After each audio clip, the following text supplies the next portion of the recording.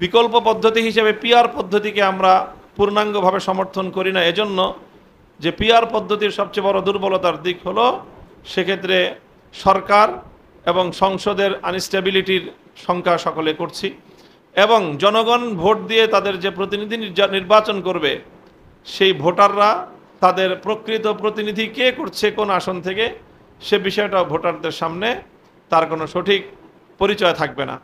এই সকল দুর্বলতার দিকগুলো থেকে মুক্ত হয়ে আমরা যে মিক্সড মেম্বারশিপের যেই পিআর পদ্ধতির প্রস্তাবনা করছি, সেখানে 300 আসনের প্রত্যেক আসনের সরাসরি এলাকার জনগণের ভোটে নির্বাচিত সংসদ সদস্য জাতীয় সংসদে প্রতিনিধিত্ব করবে, আবার সারা দেশের সকল ভোটারদের মিনিমাম রিপ্রেজেন্টেশন জাতীয় সংসদে নিশ্চিত হবে।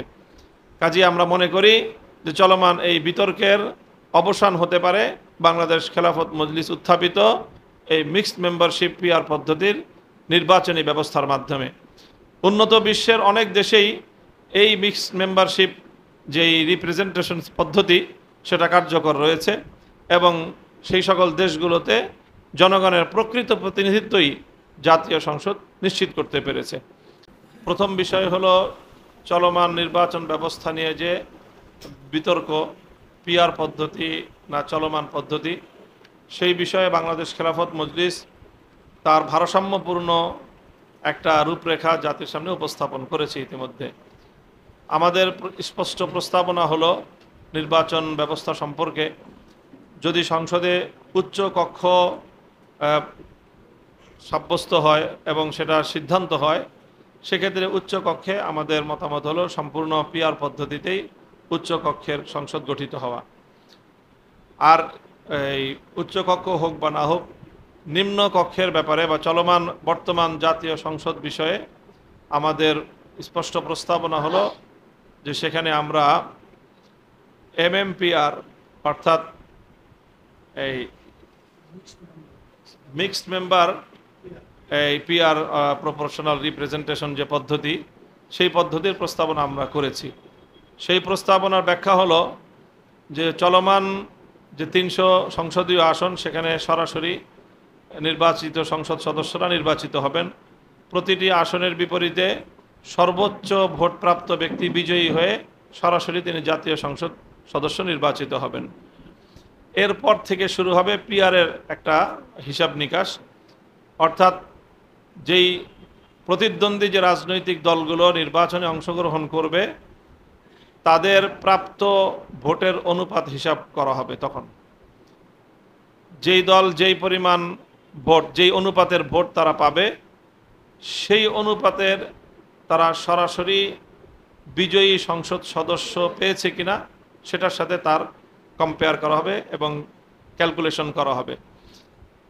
যদি তারা তাদের প্রাপ্ত আনুপাতিক হারের ভোট অনুযায়ী আনুপাতিক হারে যদি তারা সংসদ সদস্য পেয়ে থাকে, তাহলে তাদের তো প্রতিনিধিত্ব সর্বভাবেই নিশ্চিত হয়েছে। আর যেই সকল দলগুলো তারা আনুপাতিক হারে প্রাপ্ত ভোটের অনুপাত অনুযায়ী, রেশিও অনুযায়ী জাতীয় সংসদে প্রার্থী পায়নি, তারা তাদের সেই সংরক্ষিত আসনে বা বিশেষ আসনে তারা আনুপাতিক হারে সংসদ সদস্যের প্রতিনিধিত্ব পাবে। এটা স্পষ্ট দৃষ্টান্ত হলো এমন, যদি কোনো দল জাতীয় নির্বাচনে অংশগ্রহণ করে তারা সরাসরি ভোটে 150 আসনে বিজয়ী হয়, অর্থাৎ তারা সংসদের 50% আসন প্রাপ্ত হয়েছে, তাদের প্রাপ্ত ভোট যদি আনুপাতিক হারে 50% হয়ে থাকে, তাহলে বিষয়টা তো তাদের প্রাপ্ত ভোটের প্রতিনিধিত্ব হয়ে গেল। সেক্ষেত্রে তাদের আর অতিরিক্ত কোনো আসন তাদের পাওয়ার প্রয়োজন নেই। কিন্তু যদি কোনো দল আনুপাতিক হারে 50% ভোট তারা পেয়েছে, কিন্তু 150টি আসন অর্থাৎ 50%, 50 আসন তারা পায়নি, বরং তার চেয়ে কিছু কম পেয়েছে। যেমন তারা 140টি আসন পেয়েছে, কিন্তু তারা আনুপাতিক হারে কাস্টিং ভোটের 50% ভোট তারা পেয়েছে, তাহলে সেই ক্ষেত্রে তাদের 50% জাতীয় সংসদে প্রতিনিধিত্বের জন্য আরও 10টি সংসদীয় আসন তাদের প্রাপ্য হয়, সেই 10টি সংসদীয় বিশেষ আসন তারা প্রাপ্ত হবে। এইভাবে যদি এমন হয় কেউ 5% ভোট পেল, কিন্তু জাতীয় সংসদে তার 5% হারে তার 15টি আসন পাওয়ার কথা, কিন্তু সে আসন পায়নি অথবা পেলেও 15টির চেয়ে কম পেয়েছে, তাহলে সেই ক্ষেত্রে সেই দল তাদের সরাসরি ভোটে প্রাপ্ত সরাসরি সংসদ সদস্যের বাইরে যেই অনুপাতের ভোট তারা পেয়েছে সেই অনুপাতের প্রতিনিধিত্বের জন্য সমপরিমাণ আসন আনুপাতিক হারে তারা লাভ করবে। এইভাবে 300 আসন জাতীয় সংসদে নির্ধারিত থাকবে। এরপরে সংরক্ষিত আরও বেশ কিছু আসন, সেটা কখনো 50, কখনো আরও বেশি 100 হতে পারে, এই পরিমাণ সংসদীয় আসন সেটা ভোট সংগৃহীত হওয়ার পর, ভোট কাস্টিং হওয়ার পরে সেটা নির্ধারিত হবে এবং সেই নির্ধারণের মাধ্যমে ফুল জাতীয় সংসদের সংখ্যাধিক্যের ভিত্তিতে সরকার গঠন হবে।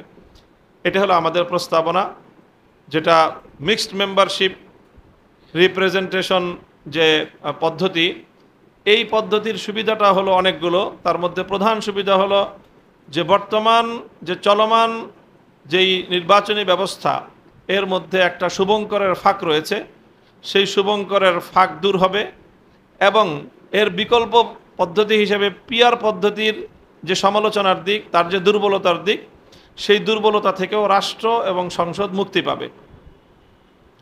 বর্তমান প্রচলিত নির্বাচনী ব্যবস্থার যে শুভঙ্করের ফাঁক বলছি আমরা, সেটা হলো এই যে বর্তমান প্রচলিত নির্বাচন ব্যবস্থায় জাতীয় সংসদে মূলত ম্যাক্সিমাম ভোটাধিকার প্রয়োগকারী ভোটারের প্রতিনিধিত্ব জাতীয় সংসদ নিশ্চিত করে না, বরং অর্ধেকের চেয়েও অনেক কম ভোটারের রিপ্রেজেন্টেশন হয় জাতীয় সংসদে। দেখা গেছে আমরা যদি তুলনা করি 2001 অথবা 2008 সালের জাতীয় সংসদ নির্বাচনে এক একটি দল 230 অথবা 270-এর কাছাকাছি আসন তারা পেয়েছে, অথচ তাদের প্রাপ্ত ভোটের অনুপাত ছিল সর্বোচ্চ 35% বা 40%-এর কম, আর তার বিপরীত দিকে ভোট ছিল 60% বা 65%। তো তারা সর্বমোট সাকুল্যে 35% ভোটের প্রতিনিধিত্ব নিয়ে সংসদ এবং রাষ্ট্রের নেতৃত্ব দিচ্ছে, আর তাদের বিপরীতে 65 থেকে 70% যারা ভোটাধিকার প্রয়োগ করলো, তাদের ভোট এবং তাদের মতামতের কোনো মূল্যায়ন, চলমান যে ব্যবস্থা, নির্বাচনী ব্যবস্থা, এই ব্যবস্থাকে জনগণের ব্যবস্থা বলা হলেও আসলে মূলত মাস পিপল, অধিকাংশ জনগণ, অধিকাংশ ভোটাধিকার প্রয়োগকারী, তাদের কোনো প্রতিনিধিত্ব বর্তমান বিদ্যমান ব্যবস্থায় নিশ্চিত হয় না, বরং সংখ্যাগরিষ্ঠ ভোটাধিকার প্রয়োগকারীর প্রতিনিধিত্ব এখানে থাকেই না, সংখ্যালঘিষ্ঠ ভোটাধিকারের প্রতিনিধিত্ব জাতীয় সংসদে হয়।